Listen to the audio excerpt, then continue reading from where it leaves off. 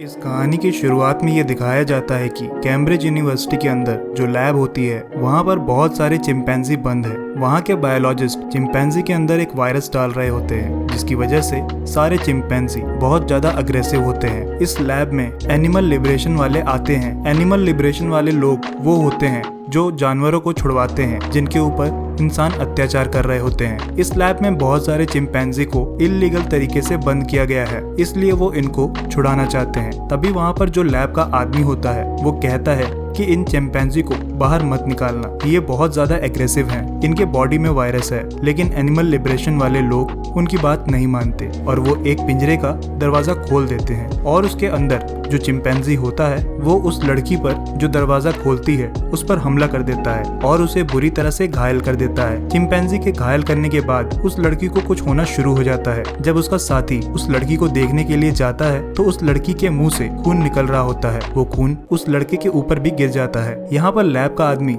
उस लड़की को मारना चाहता है, लेकिन इससे पहले कि वह उसे मारता वो लड़की उसे मार देती है। इसके बाद ये दिखाया जाता है कि 28 दिन बीत चुके हैं और जिम नाम का आदमी जो कोमा में था वो लंदन के हॉस्पिटल में होश में आ जाता है। वो देखता है कि हॉस्पिटल में कोई भी नहीं होता। जब वो बाहर आता है तो देखता है कि पूरा शहर सुनसान है और इस पूरे शहर में उसे एक भी इंसान नहीं दिखाई देता। जब वो बिल्डिंग में जाता है तो वो देखता है कि उसकी तरफ कोई आ रहा है। ये इंसान नहीं होता बल्कि एक ज़ॉम्बी होता है। इसके बाद कई सारे ज़ॉम्बी उस लड़के का पीछा करना शुरू कर देते हैं। जिम वहाँ से भागना शुरू कर देता है। जब ज़ॉम्बी लगातार जिम का पीछा करते हैं तभी उसे दो लोग बचा लेते हैं और वह उसे एक सुरक्षित जगह पर ले जाते हैं। वे लोग उससे पूछते हैं कि तुम कौन हो। जिम उन लोगों को बताता है कि मैं साइकिल पर कुरियर का काम किया करता था। एक दिन एक गाड़ी ने मुझे उड़ा दिया। जब मुझे होश आया तो मैं हॉस्पिटल में था और उसके बाद से क्या हुआ मुझे कुछ भी याद नहीं। जिन दो लोगों ने जिम की जान बचाई है उसमें एक लड़का और एक लड़की होते हैं। लड़की का नाम सेलिना होता है और लड़के का नाम मार्क। सेलिना जिम को बताती है कि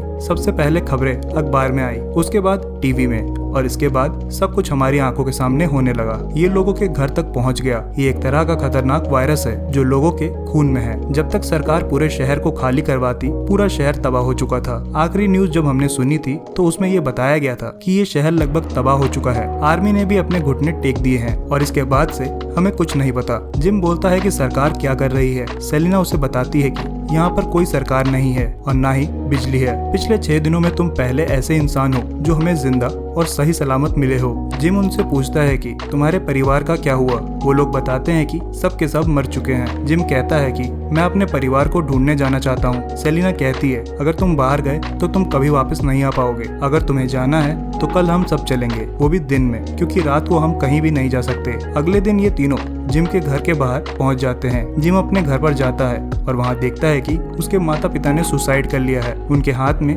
जिम की एक फोटो होती है जिसके पीछे उन लोगों ने नोट लिखा होता है। उस नोट को पढ़ने के बाद जिम को बहुत दुख होता है, लेकिन अब वह कुछ भी नहीं कर सकता। रात को ये लोग जिम के घर पर ही रुक जाते हैं। तीनों एक ही कमरे में सोने का डिसाइड करते हैं। जब ये कमरे में होते हैं तभी इनके ऊपर 2 ज़ॉम्बी हमला कर देते हैं। ये ज़ॉम्बी जिम के पड़ोसी होते हैं। हालांकि ये लोग उन दोनों ज़ॉम्बी को मार देते हैं, लेकिन इनमें से एक ज़ॉम्बी मार्क के हाथ पर काट लेता है, उसे घायल कर देता है। लेकिन इससे पहले कि मार्क भी ज़ॉम्बी बनता सेलिना उसे मार देती है। सेलिना जिम को कहती है कि हमें यहाँ से निकलना होगा, क्योंकि एक बार ज़ॉम्बी आते हैं तो उनके पीछे कई सारे ज़ॉम्बी आते हैं और वो दोनों वहाँ से निकल जाते हैं। जब रास्ते में ये लोग पैदल चल रहे होते हैं तभी इन्हें एक बिल्डिंग में लाइट जलती और बुझती दिखाई देती है। ये दोनों उस बिल्डिंग के अंदर चले जाते हैं। ये सीढ़ियों से उस फ्लैट तक जाना चाहते हैं जहाँ पर लाइट जल रही थी। जब ये धीरे धीरे ऊपर बढ़ रहे होते हैं तभी उस बिल्डिंग में ज़ॉम्बी आ जाते हैं। वहाँ ज़ॉम्बी इनका पीछा करना शुरू कर देते हैं। तब दोनों ऊपर की तरफ भागते हैं। इससे पहले कि दोनों ज़ॉम्बी इन्हें मार देते एक आदमी आ जाता है और वो इन दोनों को बचाकर अपने घर के अंदर ले जाता है। ये वही घर है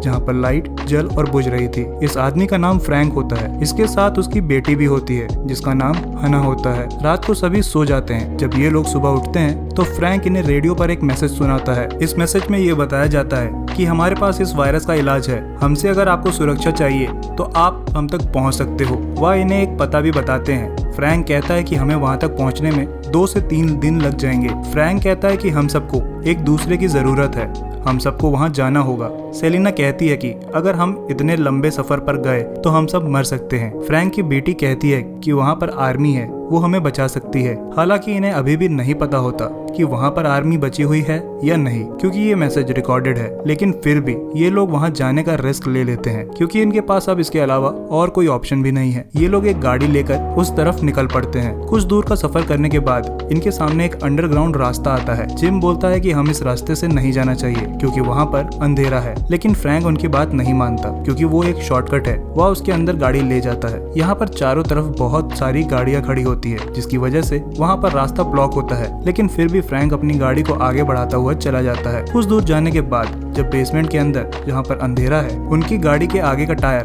पंचर हो जाता है। अब इन्हें अपनी गाड़ी का टायर बदलना पड़ेगा। ये लोग टायर बदलना शुरू करते हैं। तभी ये लोग वहाँ पर देखते हैं कि बहुत सारे ज़ॉम्बीज़ की परछाई है जो इन्हीं की तरफ बढ़ रही होती है। उन ज़ॉम्बीज़ को अपनी तरफ बढ़ता हुआ देखकर सेलिना, जिम और फ्रैंक गाड़ी को उठा लेते हैं और हैना जल्दी से गाड़ी के टायर को चेंज करती है। इससे पहले कि ज़ॉम्बी इन पर हमला करते, ये अपनी गाड़ी लेकर वहाँ से निकल जाते हैं और इस तरह सबकी जान बच जाती है। रास्ते में एक सुपरमार्केट भी दिखाई देता है जहाँ से ये लोग बहुत सारा खाना और सामान ले लेते हैं। ये लोग जो चाहे जहाँ से चाहे ले सकते हैं। अब इस पूरे सफर में इनकी बॉन्डिंग आपस में बहुत अच्छी हो जाती है और फाइनली ये लोग वहाँ पर पहुँच जाते हैं जहाँ पर ये लोग पहुँचना चाहते थे।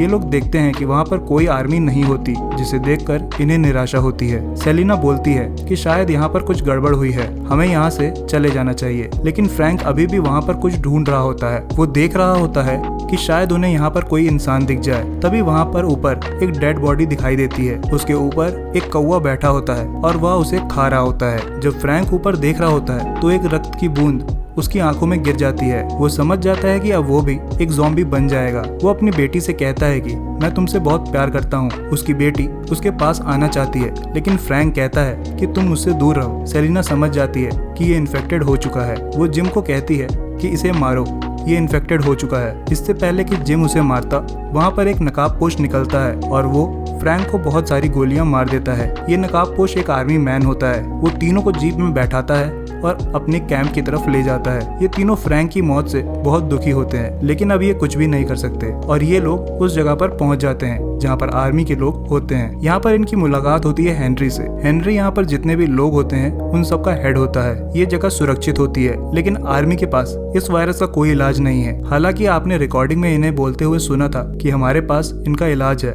लेकिन हेनरी उन्हें बताता है कि हमारे पास इलाज नहीं है, लेकिन हम तुम्हें सुरक्षा दे सकते हैं। अब ये 3 आर्मी ऑफिसर के साथ यहाँ पर सुरक्षित हैं। इसके बाद हेनरी जिम को अपने एक आर्मी अफसर से मिलाता है जो इन्फेक्टेड होता है। उसके गले में एक चेन होती है। ये बताता है कि 2 दिन पहले ये इन्फेक्टेड हुआ था और हमने इसे बहुत मुश्किल से पकड़ा था और अब ये हमारे काबू में है। जिम पूछता है कि इसे जिंदा क्यों रखा। हेनरी बोलता है कि हम इसके जरिए इस बीमारी के इलाज के बारे में जानकारी चाहते हैं। हम ये देखना चाहते हैं कि ये इस हालत में कितने दिन तक जिंदा रह सकता है। इसके बाद ये दोनों वहाँ से निकल जाते हैं। रात को खाने के टेबल पर खाना खा रहे होते हैं। तभी एक ब्लास्ट की आवाज आती है, क्योंकि ये लोग जहाँ पर रुके हैं उसके चारों तरफ माइंस बिछाए हुए हैं। ब्लास्ट की आवाज से ये लोग समझ जाते हैं कि ज़ॉम्बी यहाँ पर आ रहे हैं। ये सब के सब बाहर आ जाते हैं और गोलियों से सारे ज़ॉम्बीज को मार देते हैं। जब ये लोग अंदर आ रहे होते हैं तो इनमें से एक फौजी सेलिना के साथ बदतमीजी कर रहा होता है। जिम उसे बचाने के लिए जाता है। जब इनकी आपस में बहस हो रही होती है तभी वहाँ पर मेजर हेनरी आ जाते हैं और उस फौजी को जो सेलिना के साथ बदतमीजी कर रहा होता है उसे काम पर भेज दिया जाता है और जिम को अपने साथ ले जाते हैं।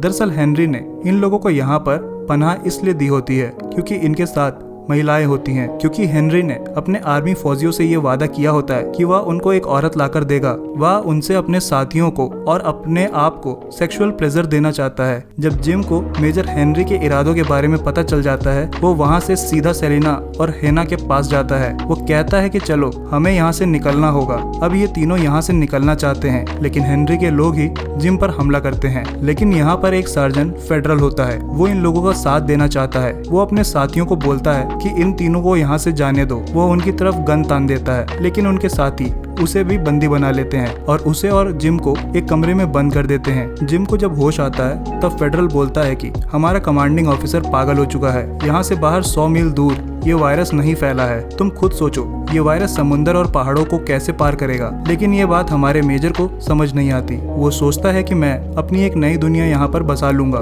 फेडरल बताता है कि बाकी जो इंसान ठीक हैं, उन्होंने हमें क्वारंटीन कर दिया है। अब 2 आर्मी ऑफिसर इन दोनों को एक जंगल में ले जाते हैं जहाँ पर बहुत सारे इन्फेक्टेड लोगों की बॉडी होती है और ये उन्हें मारना चाहते हैं। आर्मी वाले फेडरल को मार देते हैं, लेकिन जिम वहाँ से किसी तरह भाग जाता है। लेकिन दोनों आर्मी अफसर उसका पीछा कर रहे होते हैं, लेकिन जिम उनके हाथ नहीं आता। जिम एक जगह थक कर गिर जाता है। जब वहाँ आसमान में देखता है तो उसे वहाँ पर एक प्लेन दिखाई देता है। वो समझ जाता है कि फेडरल ने जो उसे बताया था वो सच है, यानी कि यहाँ से बाहर अभी भी लोग हैं जो इन्फेक्टेड नहीं है। वहीं दूसरी तरफ हैना और सेलिना को तैयार कर देते हैं और अब ये लोग अपने उस इरादे को अंजाम देना चाहते हैं जिसके लिए इन्होंने लड़कियों को यहाँ तक बुलाया था। जिम यहाँ पर फिर से एक बार अंदर पहुँच जाता है और वो सायरन बजा देता है। हेनरी अपने कुछ आदमियों के साथ उसकी तरफ जाता है। यहाँ पर जिम छुपा हुआ है क्योंकि वह इन सबको मारना चाहता है, क्योंकि वो इनसे बदला लेने के लिए वापस आया है। वो हैना और सेलिना को किसी भी कीमत पर इनके चंगुल से छुड़ाना चाहता है। जिम यहाँ पर हेनरी के लोगों को मार देता है। जब हेनरी यहाँ से निकलने की कोशिश कर रहा होता है तो वो देखता है कि सामने से बहुत सारे ज़ॉम्बीज उसकी तरफ आ रहे होते हैं। वो उन सब पर गोलियां चलाता है। उसे वापस अपने मिशन में आना पड़ता है जहाँ पर हैना, सेलिना और उसके आदमी हैं। जिम भी यहाँ पर पहुँच जाता है और वो मिलर को खोल देता है। मिलर वो होता है जो इन्फेक्टेड आर्मी ऑफिसर होता है। जब वो आज़ाद होता है तो वो आर्मी ऑफिसर को अपनी तरह इन्फेक्टेड कर देता है, यानी कि अब हेनरी के कई सारे लोग मर चुके हैं। वहाँ पर सभी ज़ॉम्बी से बचने के लिए भाग रहे होते हैं। इस भागदौड़ में सेलिना और हैना एक दूसरे से अलग हो जाती है। सेलिना को एक आर्मी अफसर अपने कब्जे में ले लेता है, तभी उसके ऊपर जिम हमला कर देता है और उसे मार देता है। इसके बाद सेलिना को ये लगता है कि जिम भी ज़ॉम्बी बन चुका है। वो उस पर हमला करना शुरू कर देती है, लेकिन वो देखती है कि वो अभी ठीक है। ये दोनों एक दूसरे के साथ देते हैं। जिम उसे बताता है कि अभी भी उम्मीद बाकी है। ये बताता है कि पूरी दुनिया इस वायरस से इन्फेक्टेड नहीं है। जब ये दोनों एक दूसरे के सामने खड़े होते हैं तभी पीछे से हैना आती है और वो जिम के सर पर एक बोतल मारती है। सेलिना बोलती है कि तुमने ये क्या किया। हैना बोलती है कि मुझे लगा कि ये ज़ॉम्बी बन चुका है और ये तुम्हें काटने की कोशिश कर रहा है। जिम बोलता है कि मैं उसे काट नहीं रहा था। इसके बाद ये लोग यहाँ से भागने के लिए बाहर गाड़ी की तरफ भागते हैं। हैना जल्दी से गाड़ी के फ्रंट सीट पर बैठ जाती है। जब सेलिना और जिम पीछे का दरवाजा खोलते हैं तो पीछे हेनरी बैठा होता है। वो बोलता है कि तुमने मेरे सारे लोगों को मार दिया। वो जिम को एक गोली मारता है, हालांकि वो उस गोली से मरता नहीं है। हैना आगे की सीट पर बैठी होती है। वो गाड़ी स्टार्ट करती है और ब्रेक करती है। पीछे एक इन्फेक्टेड ज़ॉम्बी आ रहा होता है। वो पीछे से गाड़ी का शीशा तोड़ता है और हेनरी को खींच लेता है। इस तरह से हेनरी का अंत हो जाता है। इसके बाद ये तीनों के तीनों यहाँ से निकल जाते हैं। जिम को गोली लगी होती है, इसलिए सेलिना उसे इंजेक्शन देती है। जब जिम को होश आता है तो 28 दिन बीत चुके होते हैं। वो एक घर के अंदर होते हैं जहाँ पर हैना और सेलिना भी है, और साथ ही साथ ये भी दिखाया जाता है कि जितने भी लोग वायरस से इन्फेक्टेड होते हैं वो सब के सब भूख से मर रहे होते हैं। अब इन्हें आसमान में एक प्लेन की आवाज आती है। ये तीनों बाहर की तरफ भागते हैं। इनके पास एक बहुत बड़ा सफेद कपड़ा होता है। ये लोग उस प्लेन को इंडिकेशन देते हैं और इस तरह से इन तीनों को बचा लिया जाता है। इसी के साथ ये कहानी यहाँ पर खत्म हो जाती है। ऐसी और कहानी देखने के लिए हमारे चैनल को सब्सक्राइब करना मत भूलिएगा।